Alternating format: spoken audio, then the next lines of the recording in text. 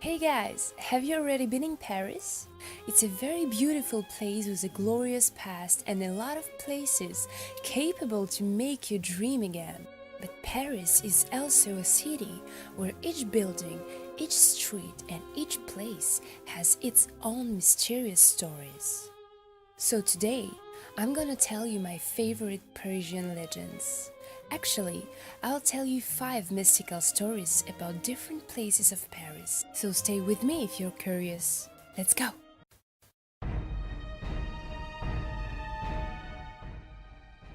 Pere Lachaise is one of the biggest and one of the most known cemeteries in the world, thanks to famous persons or characters who are buried in there. It was built on a vast ground on which one of the wealthiest men of Paris had a beautiful cottage. But it was abandoned, so the land was transformed into a cemetery. The city extremely needed it because of Napoleonic decree about the right for everyone to be buried. But there are only a few people who knows that the cemetery wasn't always a peaceful place for the dead people.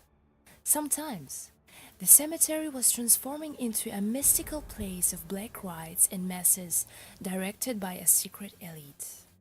A cult of the devil was pretty popular in the old days. A Parisian nobility, bored by the royal's court routine, was searching for something more spicy. That's because sometimes there were visiting parties who had nothing in common with the royal balls. For a long time, the secret groups held meetings in the depths of Pere Lachaise in order to realize a very dark and bloody satanic rites. Often, some pure victim was captured only to be violently throated, dismembered or ripped during the ritual. Her or his blood was drunk by all the participants to honor dark spirits. Besides, the cemetery was adopted to the cult's needs. Some graves in there are fake. In reality, they are hiding a lot of tunnels leading to the Parisian catacombs. At that time, they were full of decaying bodies, so that was a great place to hide dead victims or even to escape if their masses was discovered. Nowadays, the cemetery is a very peaceful and beautiful place where the silence reigns. A lot of people come here every day in order to take visits to those who they love. But the secret elite and even the dark masses are probably still taking place at Pere Lachaise.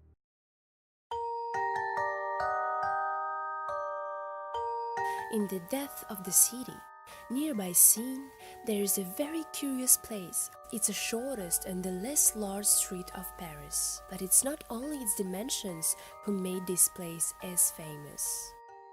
The legend has it that in the Middle Ages, an old alchemist lived in there.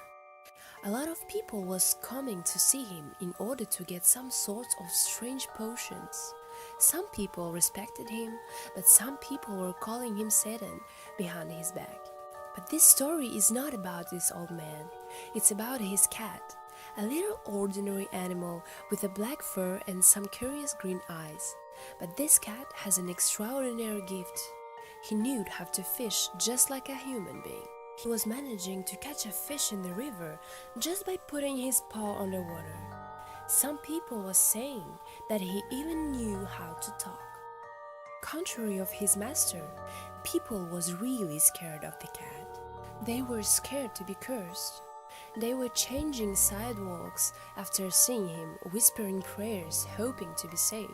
The passers-by were thinking that this little black cat was in reality the alchemist who was transforming into an animal in order to curse those who notice him. Once, 2 young boys, who were enough of all these rumors and this panic on the streets, captured the animal and drowned him in the Seine. For a long time, nobody has seen the old alchemist or the black cat. Everybody thought that both of them were underwater. But less than a year later, the alchemist was found as usual working on something in his cabin. In reality, the alchemist was gone for a while to travel the world.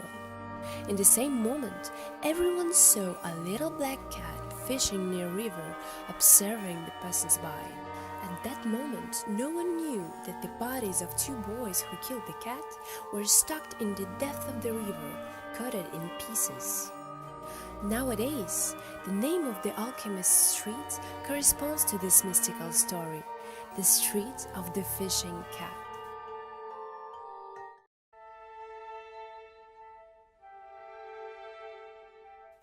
(1564). Catherine de' Medici, who lives in Paris, decides to construct a majestic palace on a spectacular course on the banks of the Seine. Of course, in order to let the works begin, she needed to make the occupants of these lands leave it as far as possible. Among those who lived there was a certain family of butchers. The most known of them was Jean, dubbed Skinner, because he was always wearing an apron, drowned in the blood of his victims. Using her great power of conviction, the queen made everyone leave, except the Skinner. Legend has it that he became her collusive in her dangerous passions for astrology and witchcraft. He brought her everything she needed for her bloody rites, like dead babies and pieces of human bodies. Unfortunately, Jean didn't know how to hold his tongue. Rumors began to run on the streets. The queen had to eliminate him. The only words that came out from his mouth in the moment of his death were "Be gone, I'll be back." Later, Catherine's personal astrologist had a vision of a red ghost who told him that Catherine will be dead nearby Saint-Germain. Terrified, the queen left Paris in order to fool the dead. The rest of her life she avoided the Saint-Germain quarter and Paris generally. Thousands years later, she met the dead in Blois. Because she felt her end get close, she called a priest. Just before making her last breath, she asked his name, and it was Julien de Saint-Germain. People are talking that the Red Ghost, or Jean de Skinner, appeared a few times as an angel of death. He appeared when the Tuileries Palace got burned. He appeared to Henry IV, who died a few hours later because of Olia.K. He appeared to Marie Antoinette and even to Napoleon before their life changed radically. Nowadays, people are talking that we can notice Jean sometimes in the Tuileries garden, still wearing his bloody apron, wondering for some new victim.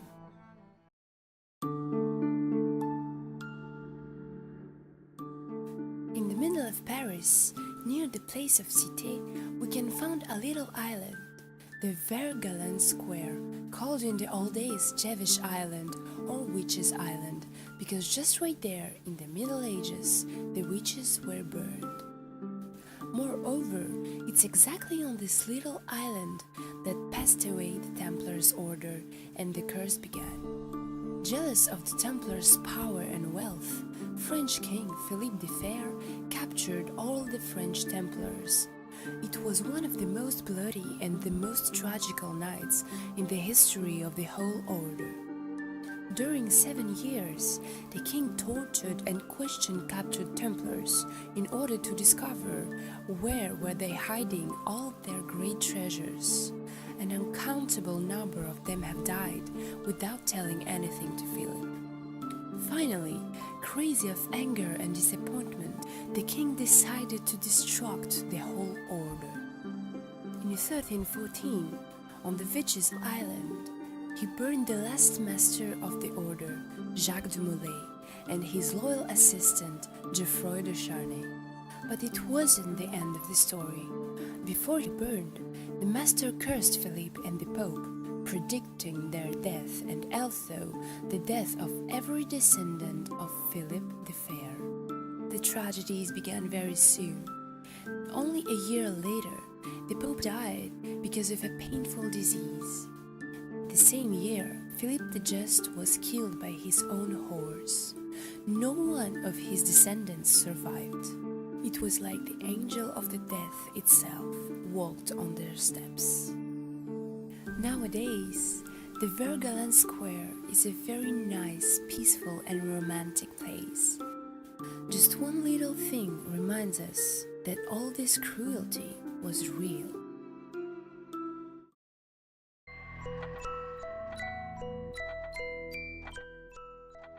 The Chanoinesse street, called in the past the Marmoset Street, was a real javel for Paris. The fame of this place was enormous for a lot of reasons. First of all, because of the great men who lived there before, like Racine or Du Bellay, but also for the bloody crimes that took place there during the 14th century. One of them still be well known by Parisians. It's a story of a barber and a baker who were working side by side for a lot of years. At the end of 14th century, this baker was the best in Paris, thanks to his delicious pâtés with a particular taste. Even the King Charles IV was a real lover of these creations. Of course, there was a secret ingredient in these pâtés. In reality, the baker was getting this ingredient from a barber working in the next shop on the street. He was slighting his clients, who were usually foreign students. After taking their skin off, the barber was sending the body to a baker by the trapdoor, relying their shops.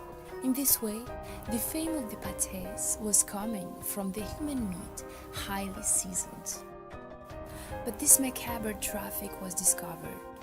A client's dog lived on the street while his master was dying in the barber's shop, alerted the neighborhood by his long barking.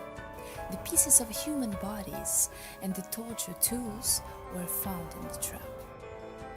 The barber psychopath and the baker cannibal were both burned alive in the middle of the street. Their shops were completely destroyed. Nowadays, the police station is located on this place. Just one little thing still making this place beautiful. It's an old and classy restaurant with a beautiful interior and a very tasty food.